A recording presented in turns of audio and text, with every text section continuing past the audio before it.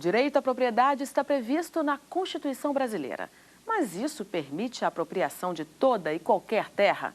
Quais são as regras para os espaços públicos? Hoje, o Fórum fala sobre grilagem de terras. Vamos conversar com o presidente da Comissão de Defesa da Ordem Urbanística da OAB do Distrito Federal, Rodrigo Ferreira, e com o promotor da Promotoria de Ordem Urbanística do Ministério Público do Distrito Federal e Territórios, Dênio Moura. Antes de iniciar a entrevista, vamos acompanhar uma reportagem. Casa própria, o sonho de muitos brasileiros. Para quem quer construir, é preciso ter cuidado na hora de comprar o terreno. Tudo para evitar o risco de estar diante de um crime, a grilagem de terra. A grilagem nada mais é do que a apropriação indevida de terras públicas. Os chamados grileiros falsificam documentos e vendem o espaço como se fosse legalizado.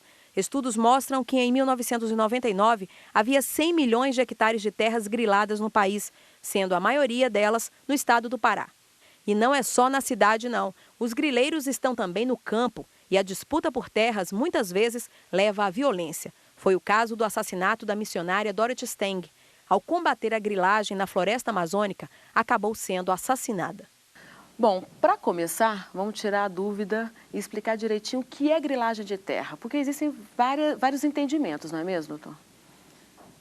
Grilagem de terras é um termo genérico que é utilizado para essas atividades relacionadas à ocupação e venda de terras, normalmente por pessoas que não são os titulares do domínio daquela propriedade. Mas é um termo genérico que pode se configurar de diversas formas, podem ser configurados diversos tipos de crimes, embora existam crimes específicos relacionados a isso, como é o caso do crime de parcelamento de solo para fins urbanos, previsto na Lei Federal 6766 de 79. Agora, quando se fala em grilagem de terra, se imagina que seja apenas grilagem de terras públicas, mas existe também grilagem de terras particulares, né, doutor Rodrigo? Sim, em maior escala, obviamente, nós vamos ver a grilagem em terras públicas. Essa é uma mazela social muito específica aqui no Distrito Federal, mas do país como um todo. Mas também podemos cogitar, como colocado pelo doutor Dênio, do parcelamento irregular, que não necessariamente se dê em terras públicas, né? Ainda que em áreas particulares, se configurar um parcelamento irregular, sem as devidas licenças, sem os projetos e estudos técnicos, do mesmo modo nós vamos estar diante de um ato ilícito dessa natureza, né? E qual é a penalidade prevista? Como que se pune o crime de grilagem de terras? Esse crime especificamente de parcelamento de solo para fins urbanos inclusive uma pena considerada baixa em razão da gravidade dos efeitos que essa atividade delituosa pode trazer para o meio ambiente e para a própria qualidade de vida da população. Existem basicamente três figuras penais. Uma delas é para aquela pessoa que realiza o parcelamento, dá início ou de qualquer forma efetua um loteamento, um desmembramento, cuja pena prevista é de 1 a 5 anos de reclusão e multa. Existe também uma figura qualificada para aquelas hipóteses em que o parcelamento é feito para fins de venda, ou então quando ele é feito sem que a pessoa que está promovendo o parcelamento seja o proprietário da área, ou seja, o titular do domínio. E também essa mesma lei, 6766, prevê um tipo específico mais voltada para os registradores, para aquele que registra um loteamento sem a aprovação dos órgãos públicos competentes, ou em desacordo com essa autorização. E nesse caso de haver a participação, se é consciente ou não de órgãos públicos reguladores, como certificadores como cartórios, por exemplo. Nesses casos, pode se configurar formação de quadrilha, crime organizado? Se crime organizado ainda é um crime para ser tipificado no Brasil, mas poderia ser classificado como uma organização criminosa quando há associação de outros órgãos para viabilizar essa grilagem? A depender das circunstâncias, sim, porque essa engenharia que envolve a grilagem, a ocupação irregular, ela por vezes também atrai a participação de servidores públicos, ou pode haver a conivência, né, de certos servidores que procuram facilitar, ajudar na falsificação de documentos, ou então até mesmo no registro e autorização de certos atos. Então, nessa perspectiva, e dependendo do número de participantes, pode-se configurar a corrupção ativa do grileiro em tentar, né, corromper um funcionário público, por exemplo, como também a corrupção passiva desse funcionário, ou de mais de um funcionário, e dependendo do número de pessoas, até mesmo essa perspectiva de uma formação de quadrilha. Nós começamos o programa falando da grilagem de terra e o doutor Rodrigo lembrou que em Brasília ela é bem clara e muito próxima da gente, mas existe no Brasil inteiro. Nós podemos apontar algumas regiões no Brasil onde mais acontece a grilagem de terras? Sim. O Pará é sempre lembrado como um caso muito problemático no Brasil, né? Em razão da grilagem, isso tem uma origem já mais antiga, problemas já históricos de títulos, documentos, muitas vezes a dificuldade de se saber a dominialidade. Enfim, a grilagem muitas vezes se louva e se beneficia dessas desinformações ou dessas fragilidades documentais. E no Pará nós temos a agravante de uma situação de violência no campo, de uma situação bastante grave de enfrentamento, né? E diversos títulos falsificados até que se consiga provar a falsidade, as disputas judiciais geram muitos transtornos e muitas mazelas sociais, né? E nesse caso, quando se fala do Pará, a gente lembra do tráfico de madeira, né, e de extração da madeira irregular, que nós podemos dizer, é correto dizer que isso é motivado por um comércio de consumidores, existem consumidores até internacionais interessados nessa madeira que motivam essa grilagem e posterior extração irregular da madeira? Certamente os motivos são os mais variados. Agora, o que propicia esse tipo de atividade, certamente além disso que o Dr. Rodrigo apontou como a questão da própria situação fundiária da região, essa origem complicada, tem também a questão do próprio interesse econômico, né, das riquezas naturais que existem ali naquela região, e também a dificuldade de fiscalização em virtude da grande extensão territorial. Uhum. Aqui no Distrito Federal, nós temos uma situação peculiar em razão do pequeno território. Mas numa região como o Pará, a Amazônia, esse trabalho de fiscalização é muito mais complexo, é muito mais difícil. Uhum.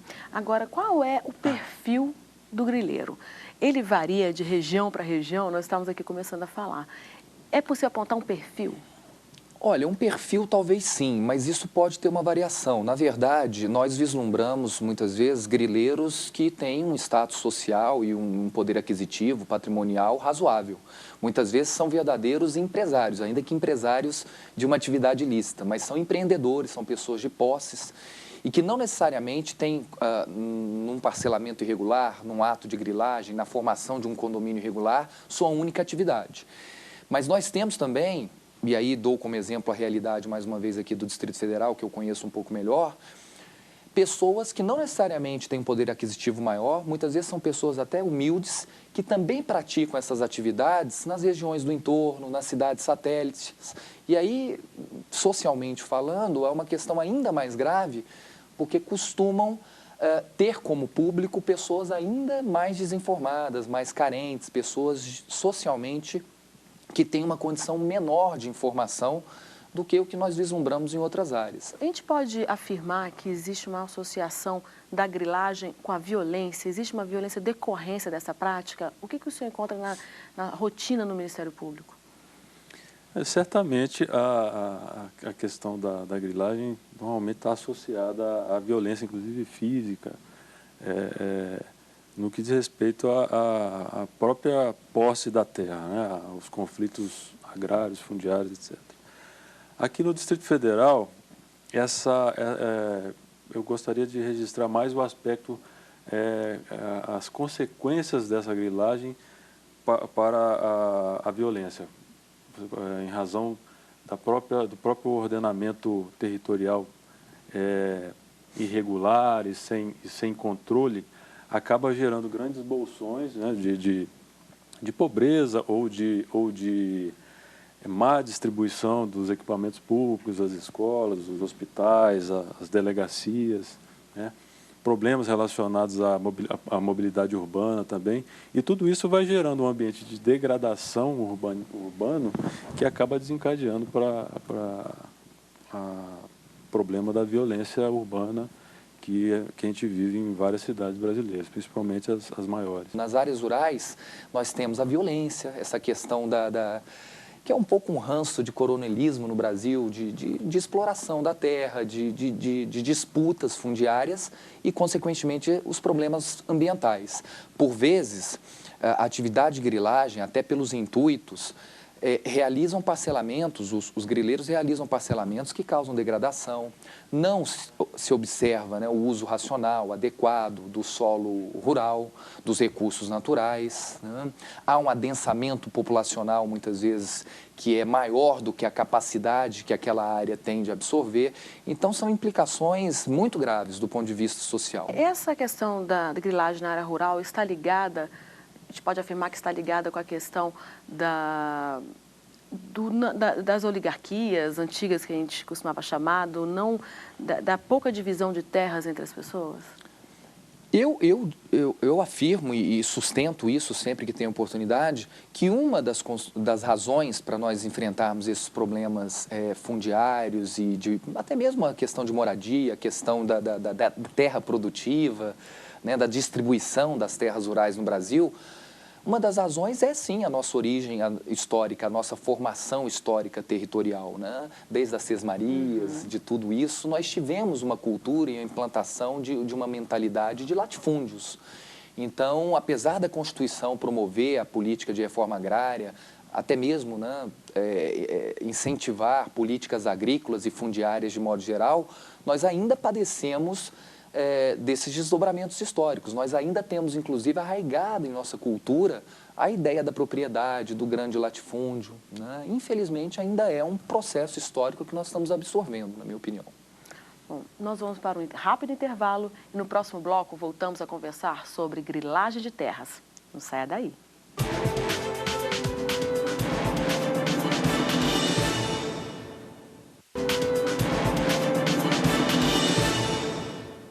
Estamos de volta ao Fórum e o tema de hoje é grilagem de terras.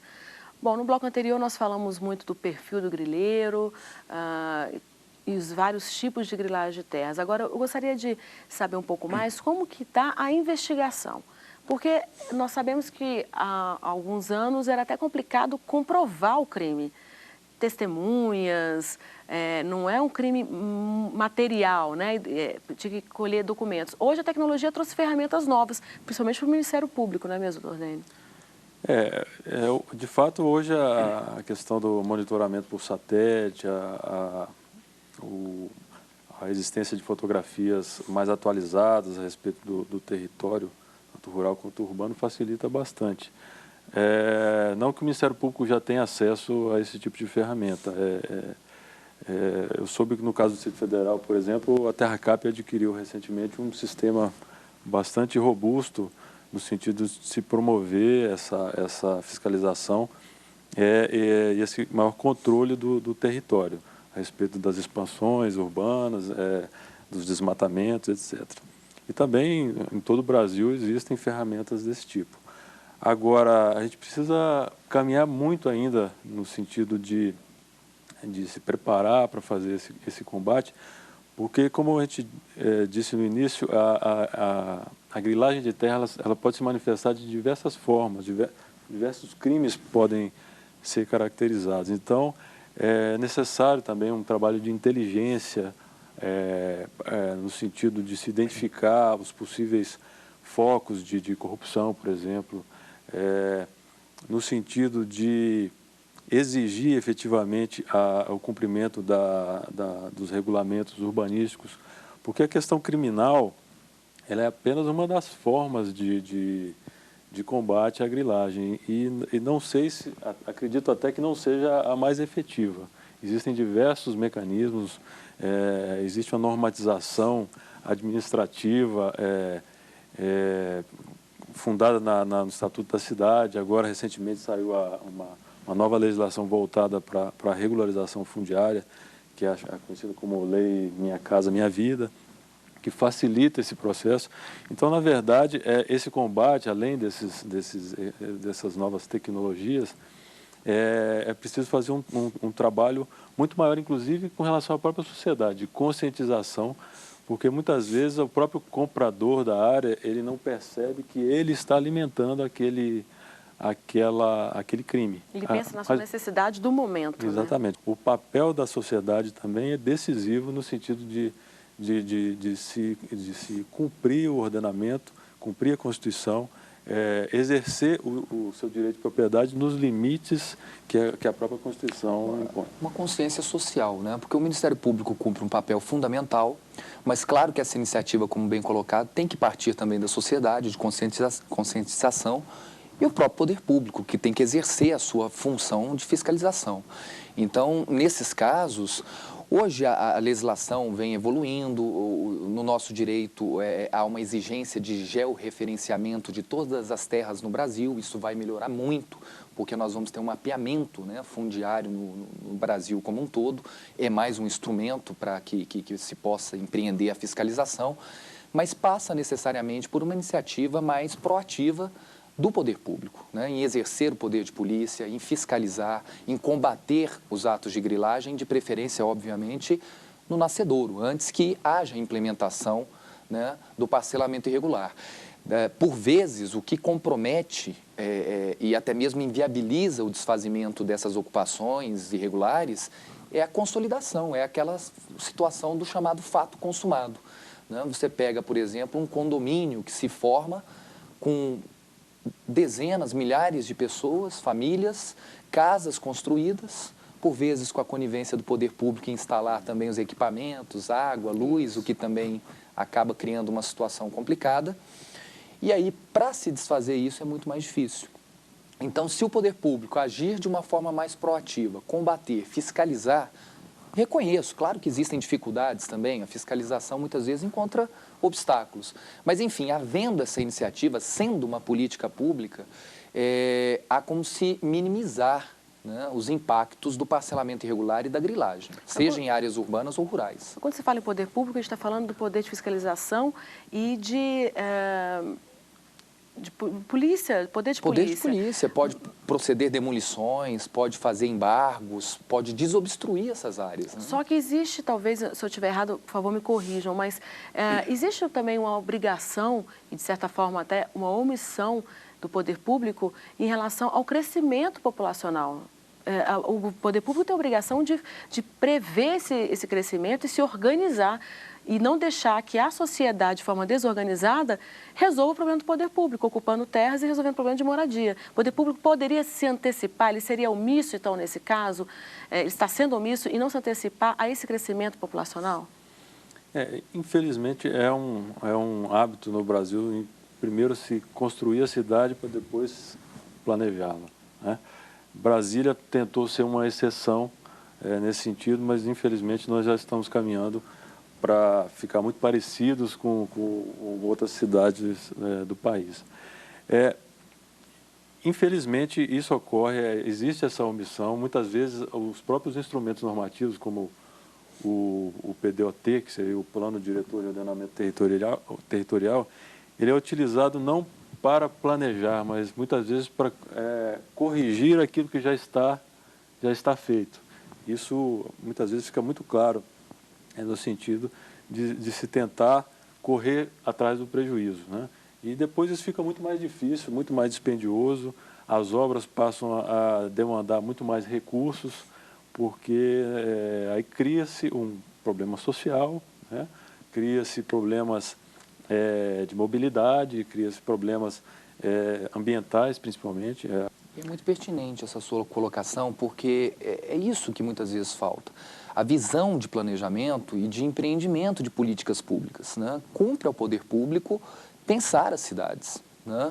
E pensar como?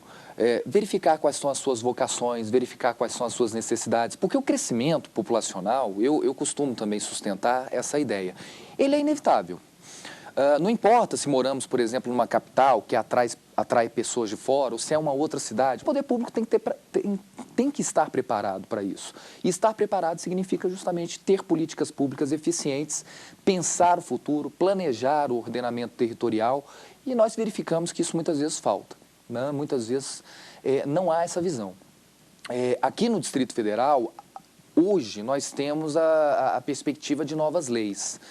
Estão sendo gestados alguns projetos para que a gente tenha leis para preservação do patrimônio e do conjunto urbanístico. Essa é uma questão que chegará agora à Câmara Local aqui, à Casa Legislativa. Temos também projeto para tratar da ocupação como um todo, né, do solo urbano e também das áreas rurais. Em outras cidades, em outros estados, do mesmo modo, existem legislações. Ainda assim, o planejamento, os estudos técnicos, a ideia de se pensar as cidades ainda é muito incipiente, né? E o Estatuto da Cidade está aí, com as suas diretrizes, com uma série de instrumentos de política urbana que nos permitem avançar nessa questão. É importante isso. O problema, eu queria acrescentar apenas a fala do doutor Rodrigo, é que além do problema da omissão em si, porque o problema a ser enfrentado ele é complexo por si só, mas, além de tudo, ainda existe aquele outro viés, que é o do uso da máquina pública para fins políticos. Então, acaba se confundindo esse dever de planejamento com a utilização dessa máquina para fins eleitoreiros, que eu quero dizer.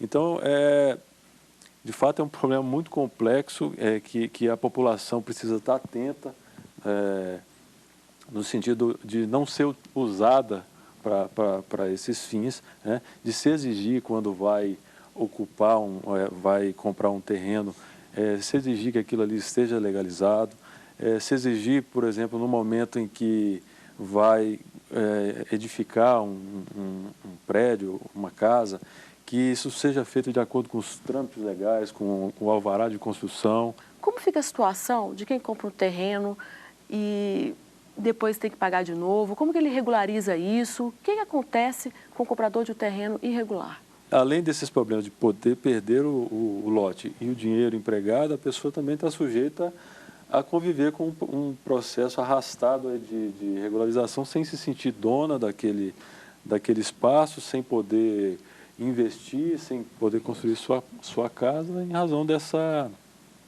indefinição sobre aquele empreendimento. Muitos investem e apostam, né, no famoso jeitinho ou na perspectiva de uma regularização futura. Mas, realmente, a boa prática reza que qualquer pessoa que pretenda adquirir um imóvel se certifique das condições desse imóvel. Procure saber qual é a dominialidade, verifique se existe algum gravame sobre esse imóvel, numa perspectiva de também haver dúvidas sobre a própria legalidade do parcelamento, procure se informar nos órgãos públicos. Então, o adquirente, ainda que de boa fé, eu particularmente acho que na maioria das vezes é difícil sustentarmos essa ideia de boa fé. Mas ainda que pudéssemos cogitar de boa fé, o adquirente, raciocinando aqui, né, pelo homem médio, pela ideia de razoabilidade, ele tem que certificar. Alguém que pretenda adquirir tem que certificar das condições jurídicas, das condições do imóvel, sob pena de passar por esses problemas, né? Ter uma insegurança jurídica brutal, ficar nessa dependência se vai haver a regularização ou não. E a tranquilidade que, às vezes, aquela família buscou quando quis a casa própria, ela nunca vai ter. Juntando suas economias, fazendo seus investimentos, e pode vir a perder tudo, né? Muito obrigada pela participação dos senhores aqui no fórum. E o programa termina aqui. Eu quero agradecer a participação de Rodrigo Ferreira, presidente da Comissão de Defesa da Ordem Urbanística da OAB do Distrito Federal, e do promotor Dênio Moura, da Promotoria de Ordem Urbanística do Ministério Público do Distrito Federal e Territórios. Gostou do programa? Você pode rever o fórum na página da TV Justiça. Envie também sugestões para a nossa equipe. O e-mail é o forum@stf.jus.br. Até a próxima. Tchau.